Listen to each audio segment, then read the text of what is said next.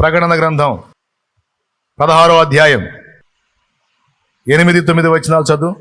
4వ దూత తన పాత్రను సూర్యుని మీద కుమ్మరింపగా మనుషులను అగ్నితో కాల్చుటకు సూర్యునికి అధికారం ఇవ్వబడెను. కాగా మనుషులు తీవ్రమైన వేడిమితో కాలిపోయి ఈ తెగుల మీద అధికారము గల దేవుని నామమును దూషించిరి గాని ఆయనను మహిమపరచునట్లు వారు మారు మనసు పొందిన వారు కారు. దేవునికి స్తోత్రం కలుగును గాక. ఒక పక్కన ఆంతున్న సలసల సలసల కొలిమిలో కాలుస్తున్నా వీళ్ళకి సిగ్గురాట్లా. కొంతమంది అంతే, ఒక తోముడు దోముతుంటాడు దేవుడు. అరే ఇంత తోముడు నాకు ఎందుకు జరుగుతుంది, ఈ లోపం నాలో ఉంది, ఈ పాపం నాలో ఉంది, ఈ దరిద్రం నాలో ఉంది, ఇది పబ్లిక్లో కనబడట్లేదు కానీ రహస్యంలో ఉంది, అర్జెంటుగా దీన్ని తీసేయాలి అనుకోరు. ఆ లోపలే కప్పెట్టుకొని గాయాలు అవుతుంటే దేవుణ్ణి తిడతా ఉంటారు. కొంతమంది దేవుణ్ణి వదిలేస్తారు కూడా. అంటే వాళ్ళు చేసే పాపాన్ని వదలరు, గాయాన్ని అనుమతిస్తున్న దేవుణ్ణి వదిలేయడానికి ఇష్టపడతారు. కొంతమంది దరిద్రులు, ఆధ్యాత్మిక దరిద్రులు అన్నమాట. అని మిమ్మల్ని గాల్లే వదిలేసేవాడిని. స్తోత్రం, హల్లెలూయా. చాలా క్లియర్గా రాస్తుంది. సూర్యుని ఎండ తీవ్రత ఎక్కువైపోయింది, అగ్నితో కాల్చినట్టుగా అయిపోయింది వాళ్ళ బ్రతుకులు. కానీ జరుగుతున్నటువంటి దారుణాలను బట్టి వాళ్ళు మారు మనసు పొందకపోగా దేవుణ్ణి తిడుతున్నారని రాస్తుంది. దేవుణ్ణి మయంపరచట్లా, దేవుణ్ణి తిడుతున్నారు వాళ్ళు. ఏమర్థమవుతుంది దీన్ని బట్టి? ఆ శ్రమల్ని ఎందుకు అనుమతిస్తున్నాడు వాళ్ళకంటే మారు మనసు కొరకు. బేతెస్దా కోనేటి దగ్గర 38 సంవత్సరాల జబ్బుతో ఒకటి బాధపడ్డాడు. ఎందు నిమిత్తం ఆ బలహీనత వచ్చింది వానికంటే లేఖనం రాయబడి ఉంది క్లియర్గా. ఇదిగో స్వస్థత నొందితివి యేసయ్య అంటున్నాడు. మరి ఎక్కువ కీడు నీకు కలుగుకున్నట్లుగా పాపం చేయొద్దు అన్నాడు. అంటే అంత కీడు ఎందుకు వచ్చింది అతనికి? చేశాడు ఏదో మొత్తానికి ఘోరాలు. కొట్టింది దెబ్బ, 38 ఏళ్ళు పడ్డాడు బాధ. తర్వాత ఆయన కనికరంతో వచ్చి బాగు చేసి అంటున్నాడు, గతంలో చేసిన వాటికి ఇన్నేళ్ళు అనుభవించావు నాయనా, ఇంకా మళ్ళీ అదే అడుగేసావంటే ఇంకెక్కువైన కీడులోకి వెళ్ళిపోతావు, జాగ్రత్త అని వార్నింగ్ ఇచ్చాడు. క్లియర్గా రాస్తుంది ఆ మాట లేఖనంలో. యోహాను సువార్త 5. మ్యాటర్ మొత్తం చదువుకోవచ్చు. దీని అంతటిని బట్టి ఏమర్థమవుతుంది? మనలో నుండి ఐగుప్తును వెళ్ళగొట్టి పరిపూర్ణమైన మారు మనసులోకి మనల్ని నడిపించడానికి దేవుడు కొంచెం సుదీర్ఘకాలమే ఓర్చుకుంటున్నాడు. ఆయన కూడా తెలుసు ఇట్లా చిటిక వేసిన వెంటనే మనం కంప్లీట్గా చేంజ్ కామన్న సంగతి తెలుసు ఆయనకి. అందుకే చాలా ఓర్మితో, చాలా సహనంతో, చాలా ప్రేమతో, చాలా దీర్ఘశాంతంతో మనల్ని అర్థం చేసుకుంటానికి ట్రై చేస్తున్నాడు. మనం మంటివారమని జ్ఞాపకం చేసుకుంటున్నాడు. మన దేహంలో మంచిదైతే నివసించడానికి జ్ఞాపకం చేసుకుంటున్నాడు. క్రమక్రమంగా మనలో కలుగుతున్నటువంటి మార్పులను చూసి సంతోషపడుతున్నాడు. కానీ ఒకటి నిజం, ఒకనాటికి ఖచ్చితంగా మనల్ని కంప్లీట్గా సంపూర్ణ స్థితిలోకి ఆయన నడిపించగలడు, నడిపించి తీరుతాడు. అప్పటిదాకా వదలడు. మీలో ఈ సత్క్రియను ఆరంభించిన వాడు కంప్లీట్ చేసే ముగిస్తాడు. ఎంతమందికి అర్థమైంది ఆయన?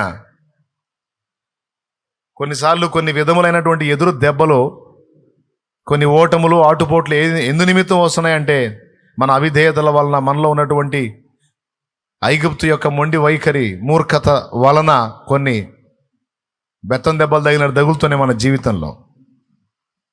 వాటిని వెలికి తీసి విసర్జించితిమా ధన్యులం. స్తోత్రం. పాలు తేనెలు ప్రవహించు దేశం మనకు ఇంకెవరికి? దేవుని సర్వసమృద్ధి మనకు ఇంకెవరికి? తండ్రి రాస్తంతా పిల్లలదే కదండి. సమృద్ధి గలవాడు, శ్రీమంతుడు, అయినా సరే కొలిమిలో నిన్నుంచాడు. ఎంతవరకు నువ్వు అలా ఉంటావు అంటే, మీ నాన్న శ్రీమంతుడైనా నువ్వు ఎంతవరకు ఏ పూట కాపూట అన్నట్టు ఉంటావు అంటే, నీలో ఐగుప్తు పిల్లతనాలన్నీ పోయి పెద్ద వయసు అంటే ఆధ్యాత్మికంగా ఎదిగిన మెట్టు నువ్వు వచ్చిన దాకా మీ నాన్న శ్రీమంతుడే, నువ్వు మాత్రం దరిద్రతలో ఉంటావు. ఇది ఎలాంటిదంటే, తండ్రి దగ్గర లక్షలు ఉన్నాయి, కొడుకు మాత్రం రోజుకు 5 రూపాయలే లేదా 10 రూపాయలు. వాళ్ళ నాన్న దగ్గర లక్షలు ఉన్నాయి, కానీ కొడుకు మాత్రం 10 రూపాయలు. లక్షలు ఉన్నోడు శ్రీమంతుడు అనుకుందాం, మరి 10 రూపాయలోడు ఏ రోజుకి ఆ రోజే వాడి ఖర్చుకి. నాన్న నీ దగ్గర లక్షలు ఉన్నాయి, 10 రూపాయలు కూడా పోయింది నాన్న, ఓ 1,00,000 రూపాయలు పడేయచ్చు కదా. లక్షలు ఉన్నాయి, లక్షలు ఉన్నాయి దగ్గర, ఓ 10 రూపాయలు ఏంది నాన్న, ఓ 1,00,000 పడేయచ్చు కదా. అప్పుడు ఆయన అంటాడు, ఇప్పుడు నేను ప్రేమించి 1,00,000 ఇస్తారా, నువ్వు దాన్ని బట్టి బాగుపడటం కాదు, పూర్తిగా నాశనం అవుతావు. అందుకని నువ్వు ఉన్న వయసుకి 10 ఎక్కువ, నోరు మూసుకొని పో. ఒక టైం వస్తుంది, ఒక ఏజ్ వస్తుంది, అప్పుడు నేను ఎంత ఇచ్చినా నువ్వు చెడిపోవు. అప్పటిదాకా మాత్రం నీకు ఈ ఆర్థిక సంక్షోభం తప్పదు అంటాడు. స్తోత్రం. చాలా విషయాల్లో అంతే. మీరు చెప్పండి, ఇవ్వటం కరెక్టా, జాగ్రత్త చేసి ఇవ్వటమే కరెక్టా? పెద్దగా చెప్పండి. జాగ్రత్త చేసి ఇవ్వటమే కరెక్ట్. మా అబ్బాయిని నేను ఎంతో ప్రేమిస్తున్నా, వాడు 1,00,000 అడిగినా ఇస్తా నేను అని ఇస్తే, మొన్న వాడు తయారయ్యాడు కదా, అట్ట తయారవుతారు.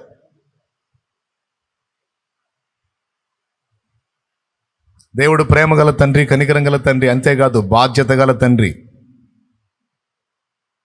వినపడలేదనుకుంటా మీకు, వినపడిందా? బాధ్యత గల తండ్రి.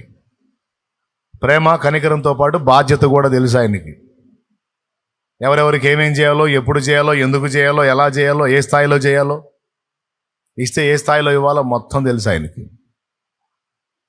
బాధ్యతను విస్మరించడానికి ఆయన మనుషుడు కాదు, దేవుడు. దేవునికి మహిమ. కావాలనే కొన్నిసార్లు నెడతాడు కొలిమిలోనికి, అవసరాన్ని బట్టి. అంతేగాని పగతోనో సాధించుదామనో కక్షతోనో కాదు. ఎందుకంటే మనలో నుండి ఐగుప్తుని వెళ్ళగొట్టడానికి, నిజమైన మారు మనసులోకి మనల్ని నడిపించడానికి. మనలో ఐగుప్తు ఉండటం అవసరమా, మారు మనసు అవసరమా మనకి? ఐగుప్తు ఏం కావాలా మనలోంచి? ఆనాడు ఇశ్రాయేలుకేమో ఒరిజినల్ ఐగుప్తు ఉంది, ఈనాడు మనకేమో లోకమని ఐగుప్తుంది. ఓ భక్తుడు రాశాడు, ఒక వ్యక్తి మారు మనసు పొందడానికి 1 నిమిషం చాలు. ఒక వ్యక్తి మారు మనసు పొంది బాప్తిస్మం పొందడానికి ఒక గంట చాలు.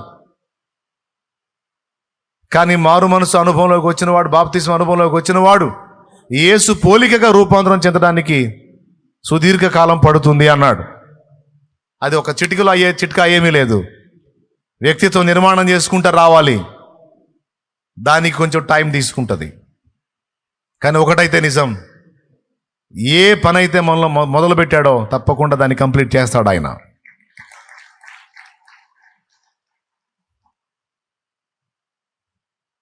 కాబట్టి ఇది కీలకమైన విషయం. సాధ్యమైనంత వరకు మన దగ్గర దోషాలు లేకుండా జాగ్రత్త పడాలి, శపితమైనవి లేకుండా జాగ్రత్త పడాలి, మన క్రియల్లో లోపాలు లేకుండా దిద్దుకొని ఎప్పటికప్పుడు మెలకుగా ఉండాలి. దేవునికి మహిమ. ఈ సందర్భంలో చివరిగా ఇంకొక మాట కూడా చెప్తాను నేను. మన దగ్గర దోషాలు లేకుండా నడుచుకుంటున్నాం. వినండి, ఒక్క ముక్క కూడా వినండి. దోషాలు లేకుండా నడుచుకుంటున్నాం. ఇందాక అజయ్ అన్నాడు, 10 రోజులు ఆగితే 11వ రోజు జరుగుతుంది, వారం ఆగితే 7 రోజులు ఆగితే 8వ రోజు జరుగుతుంది. నిజమే. ఎంతమంది ఒప్పుకుంటారు వాస్తవేనన్నా అని? ఏం జరుగుతుంది? వ్యభిచార పాపం జరుగుతుందా? దొంగతన పాపం జరుగుతుందా? నరహత్య పాపం జరుగుతుందా? ఏం జరుగుతుంది? ఏదో జరుగుతుంది. మాటలు కానీ, చూపులు కానీ, చేతలు కానీ, కోపతాపాలు కానీ, ఏవో ఒకటి. పాపం చిన్నదైనా పెద్దదైనా పాపం పాపమే. దేవుడు పాపంతో ఎప్పుడు రాజీ పడ్డావు? చిన్న పాపమని రాజీ పడ్డావు, పెద్ద పాపమని రాజీ పడ్డావు. పాపానికి ఎప్పుడు దేవుడు విముఖుడే కానీ సుముఖుడు ఎప్పుడూ కాదు. ఇదే పక్కా. అయితే ఒక్కటి గుర్తుపెట్టుకోవాలి, ఫైనల్ ఫినిషింగ్ టచ్ లాగా చెప్తున్నా, వినండి. అందరు కలిసి ఒకసారి గట్టిగా స్తోత్రం చెప్పండి.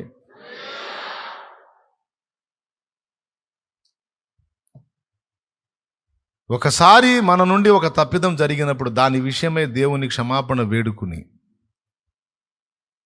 దేవుని కృపను వేడుకుని, ఆయన రక్తాన్ని ఆశ్రయించి దేవునితో తిరిగి సమాధాన పడిన తర్వాత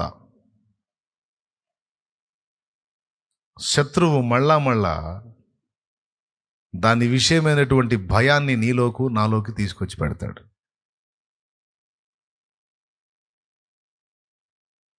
దాన్ని గూర్చినటువంటి భయం, అపరాధ భావం అనేది వాడు మన లోపలికి ప్రవేశపెట్టే ఒక భయంకరమైన విషగుళిక.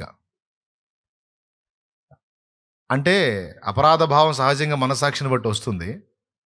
అయితే దేవుని దగ్గరికి వెళ్ళి దేవుణ్ణి వేడుకొని క్షమాపణ అడిగిన తర్వాత ఇక అది రాకూడదు.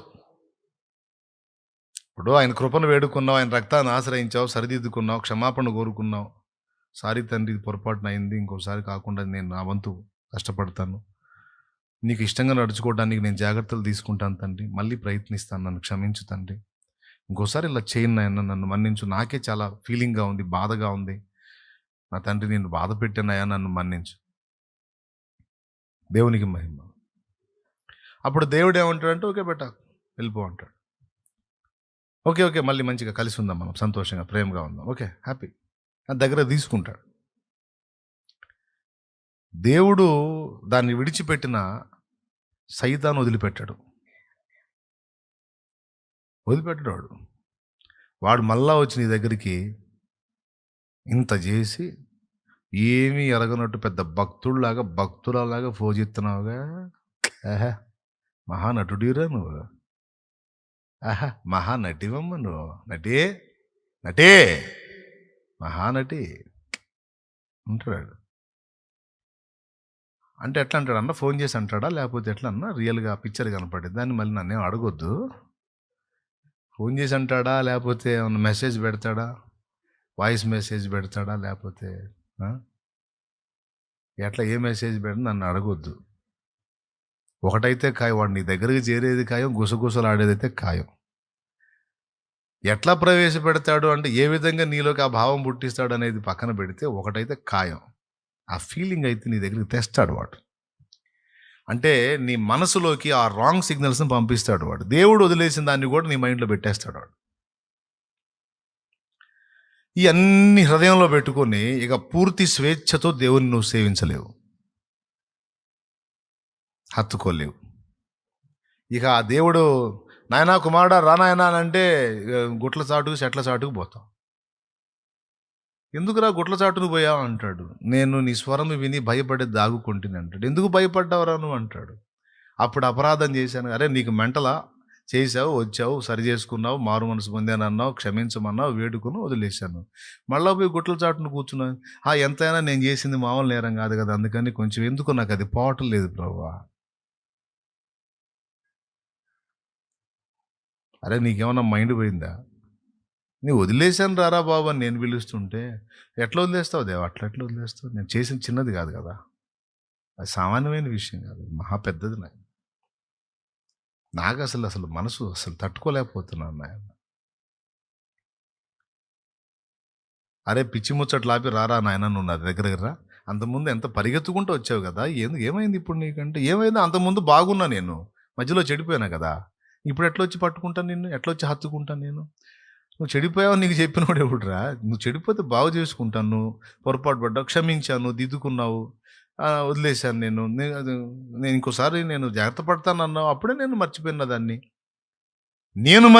దాన్ని నీకు గుర్తు చేసిన వాడేవాడు వాడే శత్రువు. తప్పిపోయిన కుమారుడు తండ్రి దగ్గరికి తిరిగి వచ్చాడు, నీకు విరోధంగా, పరలోకానికి విరోధంగా పాపం చేశాను అన్నాడు. వీడి ఈ ప్రోగ్రామ్ అంతా చెప్పకముందే ఆయన క్షమించేశాడు. అసలు నువ్వు వచ్చిందే సంతోషం రా బాబు, నువ్వు వచ్చిందే నా సంతోషం, అయిపోయింది ఇప్పుడు, నాకు పండగ అయిపోయింది, ఇప్పుడు నువ్వు వచ్చావు నా దగ్గరికి, హ్యాపీ. రండి ఈ బట్టలు తీసేసేయండి, కొత్త బట్టలు తొడిగించండి, వీడికి చెప్పులు పెట్టండి, చెప్పులు కొత్తవి తొడగండి అని, అత్తరు పోయండి, అది పోయండి, తల క్లీన్ చేసేసేయండి, ఆర్డర్ చేసేస్తానే ఉన్నాడు మొత్తం. అప్పుడు కుమారుడు ఏం చేయాలా, తండ్రిని హత్తుకోవాలి. నాన్న నేనంటే ఎంత ప్రేమ నాన్న,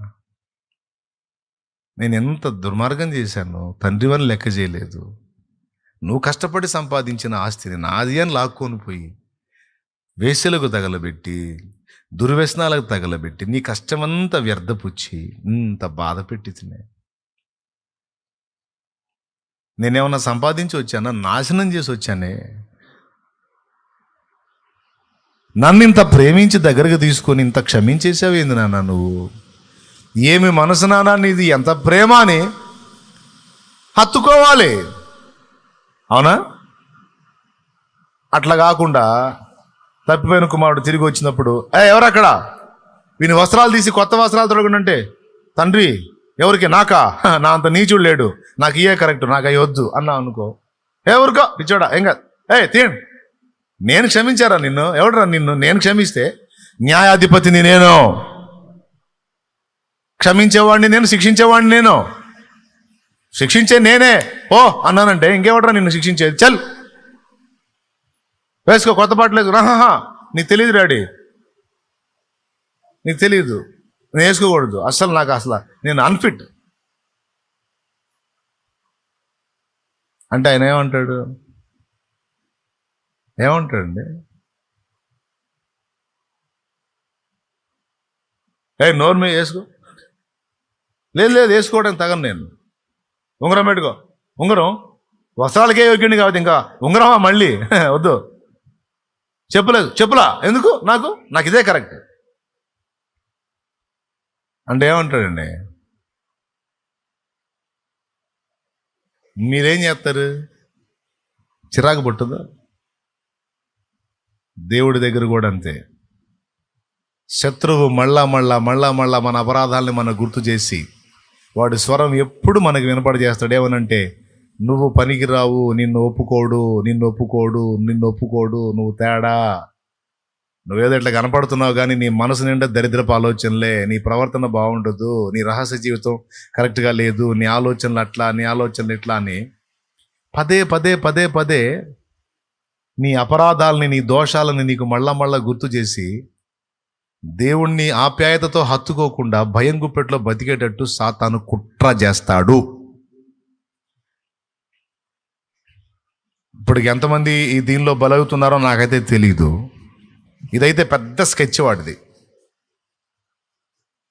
పెద్ద స్కెచ్. ఇక ఆప్యాయంగా దేవాన్ని ఎదురుపోకుండా చేస్తాడు వాడు, అంతే. దేవునికి మహిమ. కానీ తప్పిపోయిన కుమారుడు తెలివి చూసారా? ఎక్కడో పోయి దాక్కోలా, చక్కగా వచ్చేసాడు తండ్రి దగ్గరికి, కాళ్ళు పట్టేసుకున్నాడు. నంబర్ 1, తండ్రి క్షమించేశాడు. అల్లంత దూరంలో ఉన్నప్పుడే క్షమించేశాడు. ఇక ఏవైతే తండ్రి చేపిస్తున్నాడో మొత్తం స్వీకరించాడు. నేను దానికి తగను, నేను దీనికి తగను అని ఆయన మెలికలు తిరుగుతా కూర్చోాలా. మొత్తం తండ్రి ఏవైతే చేశాడో మొత్తం బట్టలు మార్పించుకున్నాడు, మొత్తం క్లియర్ చేయబడ్డాడు. క్షణాల్లో మళ్ళీ యువరాజులాగా మారిపోయాడు. బయటికి పోయినప్పుడు యువరాజులాగా పోయాడు. నెంబర్ 1 బేకారావులాగా వచ్చాడు. తండ్రి దగ్గరికి వచ్చాడు. తండ్రి ఆమోదించి మొత్తం మళ్ళీ రూపాంతరపరిస్తే తక్షణమే రూపాంతరపరచబడి నీట్గా తండ్రి ఇంట చేర్చబడ్డాడు. ఫంక్షన్లోకి ఎంటర్ అయ్యాడు కానీ కూర్చొని సీది ఎత్తా ఉండలా. విషాదపు మాటలు, విరిగిపోయిన మాటలు, పనికిరాని మాటలు మాట్లాడుతూ కూర్చోవాలా. ఎంతమందికి అర్థమైందో ఏమో. ప్రార్థన చేసేదా? అది సంగతి. దేవుడు వదిలేసిన వాటిని కూడా వాడు తీసుకొస్తాడు, నీ మైండ్లో పెడతానే ఉంటాడు. దీనివల్ల కలిగే నష్టాలు చెప్తా. నంబర్ 1, భయం గుప్పెట్లో బతుకుతావు. నంబర్ 2, విశ్రాంతి కోల్పోతావు. రాసుకో, తొందర రాసుకో, ముగిస్తున్నా. చెప్పేది చాలా సీరియస్ మ్యాటర్. ఏదో ఆయన కాసేపు చెప్పాడు అనుకోవాకండి. దీనికి ఎవరు అర్హులో వాళ్ళకి ఇది క్యాచ్ అయ్యిద్ది. ఎవరు దీన్ని అందుకోవడానికి ఇప్పుడు ప్రస్తుతం ఉన్నారో వాళ్ళకి అందుతుంది, అంతే. రాసుకో. దానివల్ల ఏం జరుగుతుందో చెప్తున్నాను. నంబర్ 1, భయం గుప్పెట్లో బతుకుతావు. నంబర్ 2, విశ్రాంతిని కోల్పోతావు. నంబర్ 3, విశ్వాసాన్ని కూడా కోల్పోతావు. బలహీన పడిపోయింది నీ విశ్వాసం. అపరాధ భావం నీలో చుట్టేస్తూ ఉంటాయి. నంబర్ 4, ఆప్యాయంగా దేవుణ్ణి హత్తుకోలేవు, ఆరాధించలేవు. ఆరాధించేటప్పుడు కూడా ఇదే ఫీలింగ్ వచ్చింది. నేను స్తోత్రాలు చేస్తున్నా కానీ దేవుడు వింటాడంటావా? నేను ఆరాధిస్తున్నాను, నేను పాడుతున్నా కానీ ఇది ఒక నటన కదా, నేను ఒక వేషధారిని కదా, నా పాట దేవుడు వింటాడంటావా? నేను అన్ని చేశా కదా, నేను దేవుణ్ణి ఎరుగుండి కూడా ఇట్లా చేశా కదా, వాక్యం ఎరుగుండి కూడా నేను అట్లా కదా, నేను ఇట్లా కదా. ఇంకేం జరుగుతుంది? ఆప్యాయంగా దేవుణ్ణి హత్తుకోలేవు, ఆయన పాదాల మీద ఒదిగిపోలేవు. టోటల్గా బోల్డ్ అంతా వేరియేషన్ వచ్చేస్తుంది, వ్యత్యాసం వచ్చేస్తుంది. ఒక దేవుని కుమారుడిగా, కుమార్తెగా స్వతంత్రంగా ఉండలేవు. ఒక బానిసలాగా, దాసుడిలాగా భయం గుప్పెట్లు బతికేస్తావు. ఏ పాయింట్ని బట్టి? దేవుడు వదిలిపెట్టిన అపరాధములను నువ్వు మళ్ళా అపవాది ద్వారా గుర్తు చేసుకుంటే. అందుకే చెప్తున్నా, దోషములుంటే వదిలిపెట్టండి. నంబర్ 1, దోషములుంటే వదిలిపెట్టండి. దిద్దుకోవడానికి నీ వంతు పోరాటం నువ్వు చెయ్యి. ఓకే. నంబర్ 2, నువ్వు వదిలేశావు, దేవుని ముందు క్షమాపణ అడిగావు, దేవుడు కనికరించాడు, దాన్ని హృదయంలో స్థిరపరచుకో. ఎప్పటికప్పుడు ఈ మెళకు కలిగి ఉండు. కానీ మళ్ళా వాటిని గుర్తు చేసుకొని ఇక దేవుణ్ణి ఆప్యాయంగా హత్తుకోవటానికి వెనకడుగు వేసావంటే మాత్రం ఇందాక నేను చెప్పినవన్నీ పొందుతావు. నువ్వు తృప్తిగా ప్రార్థన చేయలేవు, మనసారా దేవుని సన్నుతించలేవు, విశ్వాసంలో స్థిరంగా ఉండలేవు. ప్రార్థన చేస్తావు కానీ జరిగిద్ది అంటావా? నేను మంచిదాన్ని కాదుగా, నేను మంచివాడిని కాదుగా. విజ్ఞాపన చేస్తావు కానీ విశ్వాసం ఉంచలేవు, ఆరాధిస్తావు కానీ ఆత్మలో ఆనందించలేవు, విశ్రాంతిని గూర్చి వింటావు కానీ విశ్రాంతిని నువ్వు అనుభవించలేవు. ధైర్యంగా ఉండాలి అనే మాటలు వింటావు కానీ నువ్వు పిరిగితనంతో భయం గుప్పెట్లో బతుకుతావు. అలా మనల్ని మెంటల్ టార్చర్ చేయటమే వాడి కుట్ర. దాన్ని విరగొట్టడమే దేవుని పరిశుద్ధాత్మ కార్యం. దేవునికి స్తోత్రం కలుగును గాక. హల్లెలూయా. చాలా స్పష్టంగా ఈరోజు ఈ విషయాన్ని గురించి మాకు మిమ్మల్ని ఒక్కసారి హెచ్చరించినందుకు మనసారా కృతజ్ఞతలు చెల్లిస్తున్నాను. నువ్వు క్షమించి మారు మనసుని నాయన ప్రోత్సహించి మా దిద్దుబాటుని ఇష్టపడినప్పుడు మేము ఆమోదించాలి, ఇక నిమ్మళంగా ఉండాలి. ఏ దోషము లేనప్పుడు మమ్మల్ని ఎలా ఆమోదించావో, దోషము తర్వాత కూడా నీవు మమ్మల్ని ఆమోదించగలవు. ఎందుకంటే మేము మంచివాళ్ళమని ప్రాణం పెట్టాలా, నీవు దోషులమని తెలిసే ప్రాణం పెట్టావు. అయితే నా ప్రభా, మేము పాపంలో రాజీపడి బతకడం నీకు ఇష్టం లేదు. నీ పిల్లలం అయ్యాం గనుక మా హృదయంలో ఐగుప్తును నువ్వు ఇష్టపడట్లేదు. మా హృదయంలో నువ్వు నివాసం ఉండాలని ఆశిస్తున్నావు. ఇది ఎరిగిన వారమై మాలో నుండి ఐగుప్తును వెళ్ళగొట్టడానికి మా వంతు పోరాటం మేము చేయాలి. ఇది అందరి హృదయంలో స్థిరపరచండి. క్రమక్రమంగా అన్ని విషయాల్లో రూపాంతరం చెంది నీకు దగ్గర అవ్వాలి. తెలిసి తెలియక ఏదన్నా పొరపాటు మా నుండి జరిగితే దాని విషయంలో నీ ముందు ఒప్పుకొని సమాధానపడి దాన్ని విసర్జించాలి. ఇక అపవాది తీసుకొచ్చే అపరాధ భావం, వాడి పేరే అపరాధాలు మోపేవాడు అపవాది, అపవాదులు మోపువాడు అపవాది, వాడి పేరే అది. కాబట్టి నాయన అది ఎరిగిన వారమై బహు జాగరూకులమై దేవుడు నిన్ను ప్రేమించడు అని వాడు మా హృదయంలో పుట్టించే ఆలోచనలను దూరపరచండి. దేవుడు నిన్ను ఒప్పుకోడు అని వాడు మా హృదయాల్లో పుట్టించే ఆలోచనలను దూరపరచండి. దేవుడు నిన్ను క్షమించడు అనే ఆలోచనలను దూరపరచండి. వాడు పుట్టిస్తాడు ఇవన్నీ. నీ ప్రార్థన దేవుడు వినడు, నీ పరిస్థితి బాగుపడదు, నీ బ్రతుకు ఇంతే అని వాడు మాట్లాడతాడు. నువ్వు చేసిన పాపాలన్నీ శాపాలై నీకు చుట్టుకున్నాయి, నువ్వు నాశనం అయిపోతున్నావు. అందుకే నీ ప్రార్థన దేవుడు వింటే నీకు ఇలాంటి పరిస్థితులు ఎందుకున్నాయి, నీ ప్రార్థన దేవుడు వింటే నీకు ఈ బతుకు ఎందుకుంది? వినలా? నీ పాపాలు నేనెత్తనే ఉన్నాయి. దేవుడు క్షమించలా, నిన్ను ఇంకా అసహించుకుంటానే ఉన్నాడని మోసం చేసి మా కన్న తండ్రి నీవు మమ్మల్ని ఎంతో ప్రేమించి దగ్గరకు తీసుకోవాలని ఎదురు చూస్తుంటే మేము పోయి గుట్ల చాటున చెట్ల చాటున దాక్కున్నట్టు మా అంతరంగంలో బతుకుతున్నాం. దయచేసి ఈ పొరపాటును క్షమించండి. మా నాన్న నాయనను మా తండ్రివి నీ బిడ్డలమైనందున మేము కూడా మంచిగా బ్రతకాలని ఆశిస్తున్నాం. జాగ్రత్తగా బ్రతకడానికి మా వంతు మేము తిప్పలు పడుతున్నాం. అయినా కొన్నిసార్లు మా నోటి మాటల్లోనూ, క్రియల్లోనూ, చూపుల్లోనూ, తలంపుల్లోనూ, ప్రవర్తనలో ఎక్కడో చోట ఏదో ఒకటి పడుచూపుతానే ఉంది. దాని అంతటిని బట్టి ఓ పక్కన బాధ కలుగుతున్నా, మరో ప్రక్కన నీవు మమ్మల్ని కృపతో జ్ఞాపకం చేసుకుంటావని, క్షమిస్తావని ధైర్యంతో నీ పాదాల దగ్గరికి వచ్చి ఎప్పటికప్పుడు సరి చేసుకుంటూ నీతో సమాధాన పడుతూ ప్రయాణం చేస్తా ఉన్నావు. నీకు దూరంగా బతకలేం దేవా, నీకు దూరంగా జీవించలేం. మాకు ఈరోజు మంచి హెచ్చరిక ఇచ్చినందుకు వందనాలు. మాలో విశ్వాసాన్ని దొంగిలించడానికి, ప్రార్థనా జీవితాన్ని పాడు చేయడానికి, సేవ చేయకుండా చెడగొట్టడానికి, సువార్త ప్రకటించకుండా నువ్వు మారావా, నువ్వు బాగున్నావా, నీ బతుకు బాగుందా ఎదుటోళ్ళకి చెప్తున్నావు యేసుప్రభు నమ్ముకోమని. నీ బతుకు మారిందా, నువ్వే తప్పుల తడకలాగున్నావు, నువ్వు ఎదుటోళ్ళకి నీతులు చెప్తున్నావు, రక్షణ పొందమని చెప్తున్నావు అని పదే పదే మా అపరాధాలను మా గుర్తు చేసి, మేము సువార్త చేయకుండా కూడా చెడగొడుతున్నాడు, ప్రార్థన చేయకుండా చెడగొడుతున్నాడు, వాక్యం ధ్యానించకుండా చదువుతావు కానీ నువ్వు అనుసరిస్తావా? వాక్యం నీ హృదయంలో ఉందా? అన్నీ నిజంగా మాకు అనుకూలంగా మంచి మాటల్లాగానే అనిపించేటట్టు మమ్మల్ని అఘాతంలోకి నెట్టేసే విధంగా శత్రువు మమ్మల్ని కుట్ర చేసే అవకాశం ఉంది. ఆ కుట్రలో మేము పడకుండా మమ్మల్ని కాపాడు. శాపాన్ని మాకు తెచ్చిపెట్టేటువంటి దోషాలు ఏవైతే మేము ఒప్పుకోలేదో వాటన్నిటిని దయతో మా జ్ఞాపకాల్లోకి తెచ్చి ఒప్పుకొని విడిచిపెట్టేటట్టు మాకు ప్రేరణ కలిగించండి. మేము నిన్ను క్షమాపణ కోరుకొని, కృపను వేడుకొని, రక్తమును ఆశ్రయించి కడుక్కున్న తర్వాత మళ్ళా వాటి స్పృహ మాలో లేకుండా దూరపరచండి. నువ్వు క్షమించిన దోషములన్నీ కూడా మా నుండి తొలగిపోయేటట్టు వాటి స్పృహ మాలో లేకుండా తీసివేయండి.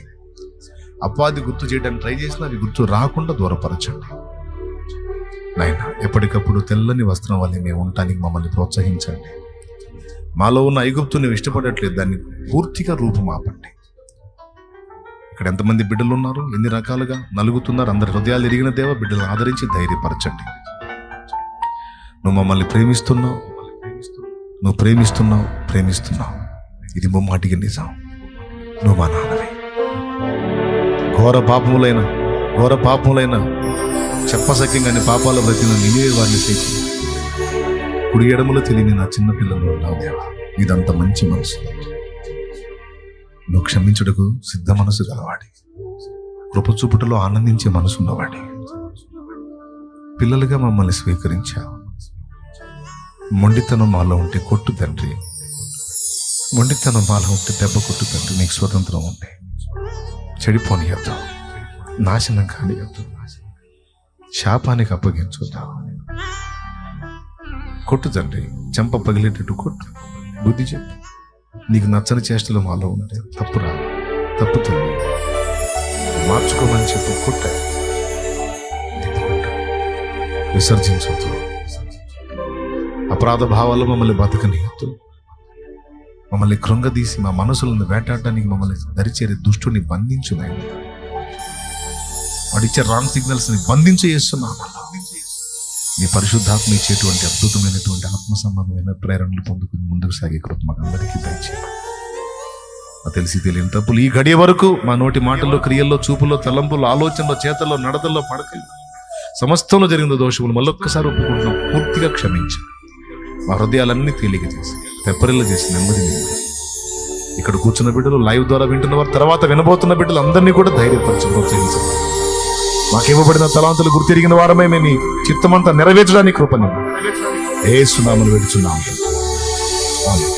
మన తండ్రి అయిన దేవుని ప్రేమ, ఆయన ప్రియ కుమారుడు, మనందరి ప్రాణ ప్రియుడైన యేసయ్య శాశ్వత నిత్య పరిశుద్ధాత్మతోడి మనోహర సహవాసం, సమాధానం సమకూడిన మనకు సకల పరిశుద్ధులకు సార్వత్రిక సంఘమంతటికి సదాతోడే మనందరం నిత్యత్వంలో చేరి పర్యంతము మనల్ని నడిపించును గాక. ఆమేన్. ప్రభేసు రక్తమునకు ప్రభేసు నామమునకు సంపూర్ణ విజయం కలుగును గాక. ఆమేన్.